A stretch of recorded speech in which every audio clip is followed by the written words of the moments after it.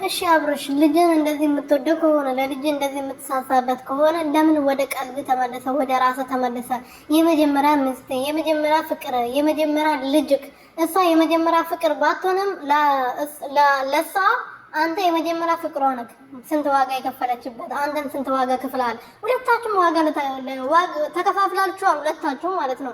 ለየብቻ ምንም የመጣው ነገር የለም። ይሄ ለውጥም ቢሆን አንተ ብቻ ያመጣኸው ነገር አይደለም፣ ሩቴ ብቻ ያመጣችው ነገር አይደለም። ይሄ ልጅም ደግሞ በእናንተ የእናንተ መሀል ውስጥ እንዳንተ እንዳትለያዩ በጣም ብዙ ትልቁ እንትን ያዘው እሱ ነው። ለምን አትታረቁ? ለምን ሰላም ፈጥራችሁ ልጃችሁን በፍቅር አታሳደጉም? ለምን ኤርሜላ የራሷ ህይወት አትኖርም? ኤርሜላ ምንክ ነክ ይችላል? አንተ ምን አደረገችልህ? እስቲ ይሄን አደረገችልኝ ኤርሜላ፣ ይሄ ዋጋ ለኔ ህይወት ውስጥ ይሄ ዋጋ ከፈለችልኝ በለና እስቲ ያሳምነን። ኤርሜላ እኮ አንተ ምንም እኮ ነች። በቃ እሷን ተዋት፣ የራሷን ህይወት ትኖርበት።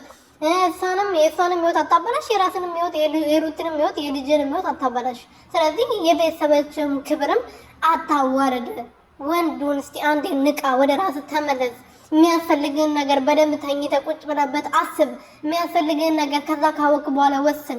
ከሰው ጋር ሲሆን በራስ ወስን። በእህት አይደለም በወንድም አይደለም። እህትክ ዛሬ መታ የአንተን ህይወት ልትኖርላችንም፣ ወንድምም እንደዛው ህይወትን የምትኖረው አንተ ራስህ ነህ። ስለዚህ በራስ ነገር ህይወትን ምራ፣ በጭንቅላት ህይወትን ምራ፣ በሰው አትመራ። በጌታ ስም ሰላም ቤተሰቦች እንዴት ናችሁልኝ? እኔ ያለው እግዚአብሔር ይመስገን። በያላችሁበት ሰላማችሁ ብዙ ትርፍርፍ ይበርልኝ። ለዚህ ቤት አዲስ የሆናችሁ ሰብስክራይብ፣ ሼር፣ ላይክ እያደረጋችሁ ቤተሰብ ሆኑልኝ። እንግዲህ አብርሃም ሰሞኑን ስለ የልጁ የተሰራው ቪዲዮ ከስንት ቀን በፊት የተሰራ ምናምን እያየ ሪፖስት እያደረገ ነውና የሆነ ምን እንዳሰበ እኔ አላውቅም።